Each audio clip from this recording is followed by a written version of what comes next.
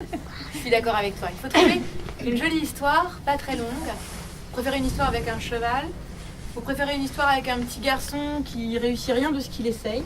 Ou alors une histoire avec une petite fille qui est tellement timide qu'elle préférerait devenir une souris? Ou alors une histoire avec une pierre magique? Alors on va essayer de faire une histoire avec un cheval et avec une pierre magique. D'accord? Parce qu'il faut quand même que je vous dise la vérité. Ma mémé de tout à l'heure, Marcel, Stéphanette, Archizoé, vous vous rappelez?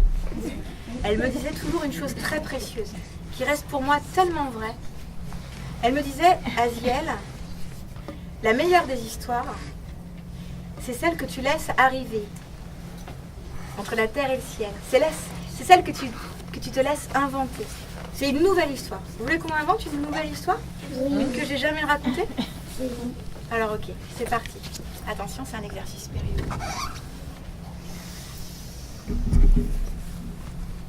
Il est apparu un jour, au milieu du troupeau.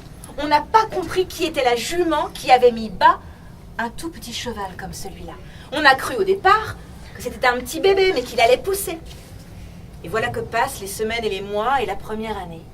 Et ce tout petit cheval ne grandit pas. Mais il est de plus en plus beau, il est tellement étincelant que certains racontent que la nuit, il brille comme une étoile. Mais peut-être qu'on exagère. Ce petit cheval-là est bien tombé du ciel.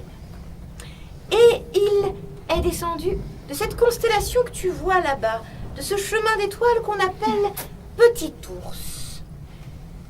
Or, il y a longtemps, bien longtemps, lorsque les hommes ont nommé les étoiles, cette dernière étoile de la Petite Ours s'appelait Arcas.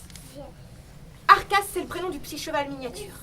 Maintenant que tu sais son nom, file, mon garçon. J'ai rien vu, rien entendu, je vais me coucher. Parole de mémé. Et la petite mémé fait demi-tour. Promis, c'est vrai. Elle le laisse cavaler comme ça dans le noir. Bon, si j'étais la mère d'Arthur, je vous assure, moi, je la prends contre quatre yeux, cette mémé. Le petit cheval s'approche comme si il allait demander quoi. Alors Arthur répète, Arcas? Oh, le petit cheval a l'air de venir d'entendre la plus jolie des musiques. Et le voilà qui se met à tourner autour d'Arthur. Il se met à tourner au pas. Et puis il se met à tourner nerveusement au trot. Et puis il tourne encore. Et puis il tourne sur lui-même, d'un sens et de l'autre, toujours autour d'Arthur. Au galop. Au galop, Arthur a presque un peu peur. Ça fait comme un petit bruit de tonnerre, comme un petit bruit d'éclair. Puis tout à coup, alors qu'Arthur est franchement impressionné qu'il n'a pas osé bouger ni un petit bout de doigt, ni un petit bout de fesse, ni un petit bout d'orteil, le cheval s'arrête, juste derrière le dos d'Arthur. Et Arthur sent, mais il n'ose vraiment pas se retourner, il a tellement peur de l'effrayer. Vous êtes toujours avec moi? Il sent le petit cheval qui s'approche doucement, doucement. Il est tellement petit, ce petit cheval, que Arthur, assis comme je le suis, est à peine plus petit que lui. Alors soir après soir, Arthur a désobéi. Soir après soir, Arthur est sorti de son lit. Ça a duré tout un été. Et tous les soirs, Arcas venait le voir. Tous les soirs, ils ont dansé dans le noir, sous les étoiles. De plus en plus copains, mais sans que jamais Arthur n'ait pu poser sa main. Puis, il a bien regardé. Et il a vu qu'Arcas lui avait laissé une petite pierre. Une petite pierre merveilleusement jolie. Pas plus grande que ça. Une petite pierre bleue. Toute striée d'or.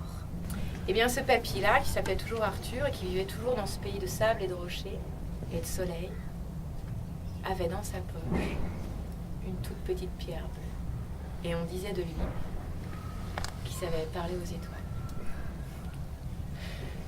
L'histoire est racontée. Je vous remercie de l'avoir écoutée.